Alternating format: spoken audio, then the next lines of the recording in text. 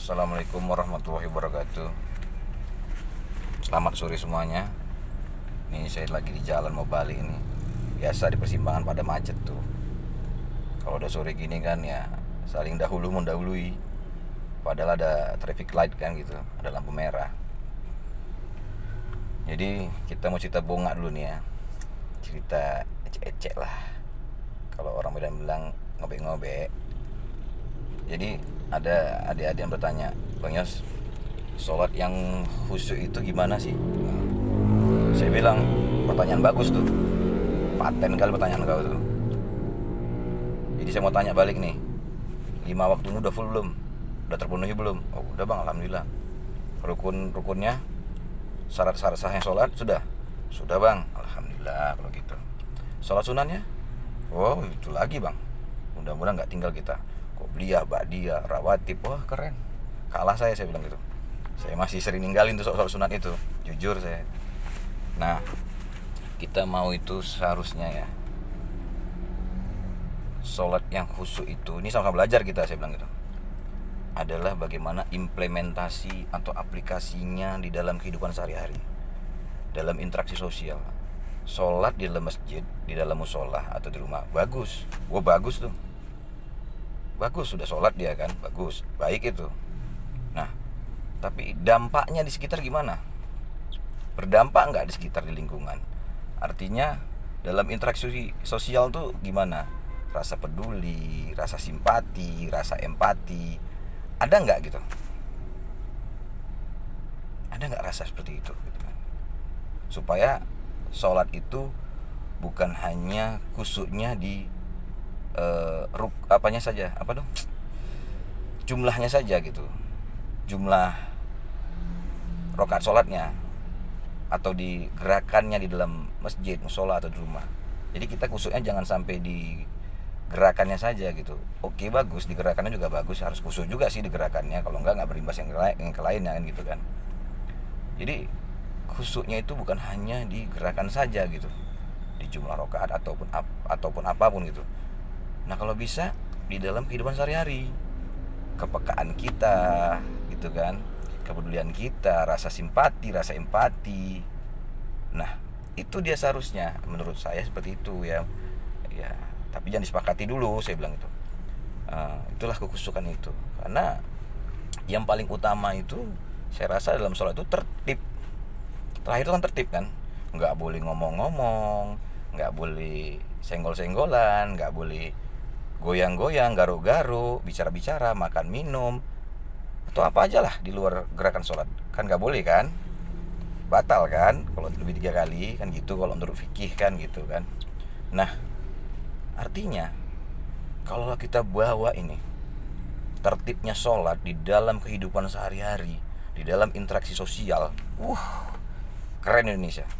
Saya rasa Indonesia yang mayoritas Islam, yang katanya mayoritas Islam ini, jadi role model, jadi contoh bagi negara-negara maju juga.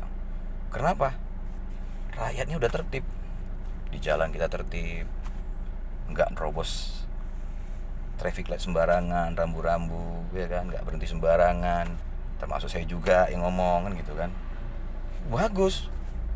Udah gitu kita berdagang nggak sampai ke trotoar atau ke badan jalan gitu kan. Termasuk ibu saya sering saya tegur juga itu, karena dia berdagang sampai ke trotoar itu, kadang bisa ke bibir jalan. Saya tegur ibu saya kandung itu dagang bunga itu di daerah Jalan Haji Ada Malik atau Gubernur Bebas Medan itu. Saya tegur. Tapi agak bandel juga sih ibu saya. Bandel lagi nih gara-gara terprovokasi oleh pedagang lainnya. Mereka juga pakai trotoar tuh. Udah pakai atas parit, pakai trotoar, jalan lagi gitu. Badan jalan juga dipakai gitu kan. Ya udah, saya tegur. Nah, bayangin tuh. Kalau tertibnya sholat, enggak sembarangan gerakannya. Hanya gerakan yang sudah diatur gitu. Sama kayak di dalam negara ini kan ada aturan-aturan lalu lintas, aturan boleh tidaknya berdagang di atas parit atau trotoar, kan gitu kan. Coba diikuti tuh. Tertibnya sholat begitu diimplementasikan dalam kehidupan sehari-hari, interaksi sosial kita bagus, rasa empati, rasa simpati, kepekaan sosial, waduh, khusyuk bener tuh kita sholat. Nggak hanya sampai di dalam masjid sholatnya, Nggak hanya sampai di dalam musola aja kita sholat yang khusyuk itu, nggak hanya di rumah juga tuh. Misal kita sholat malam, kita nggak hanya berhenti di gerakan sholat kekhusyukannya itu, tapi dalam kehidupan sehari-hari implementasinya, waduh, keren. Ini jadi role model Indonesia nih, mayoritas Islam, negaranya tertib, nggak sembrono, nggak sembarangan kan gitu. Tapi gimana? Buang sampah sembarangan, tapi anazofatu minal iman, kebersihan itu sebagian pada iman. Ya, buang sampah sembarangan, di jalan pun robos lalu lintas sembarangan, ya kan. Jadi istilah gini nih, orang sembarangan pasti membuang sampah sembarangan, dan orang sembarangan pasti menerobos lalu lintas dan rambu-rambu lalu lintas di jalanan atau di jalan, kan gitu. Nah ini dia. Jadi itu nanti kalau macet tuh, oh, papasan, sabar kau katanya. Padahal dia juga nggak sabar tuh. Kita disuruh sabar, dia sendiri pun nggak sabar. Bayangin tuh kalau tertib kita semua di jalan, wah lancar, enak. Jadi role model Indonesia nih, negara yang mayoritas Islam, bersih sesuai dengan pepatahnya, anazofatu minal iman. Yang kedua, tertib di jalanan. Pedagang tuh nggak sampai ke jalanan, nggak makan badan trotoar atau badan jalan, iya kan. Wah, tertib, nggak berlalu lintas sembrono sembarangan. Wah, itu 90% saya yakin pengguna jalan di Indonesia nih, 90% ya, atau 80 lah, terserah. Saya yakin mayoritas umat Islam yang di jalanan itu, kalau ditanya pasti sholat. Coba saya bilang, kau Islam ya?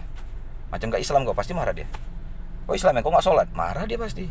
Dibilang gak Islam marah, dibilang gak sholat marah. Tapi gak tertib. Alangkah baiknya kita sudah Islam, sudah negakkan sholat, dirikan sholat, tertib lagi di jalanan di mana-mana. Saya yakin Indonesia ini akan indah, bersih, indah, tertib. Begitu saja, kita sambung di lain waktu. Assalamualaikum warahmatullahi wabarakatuh.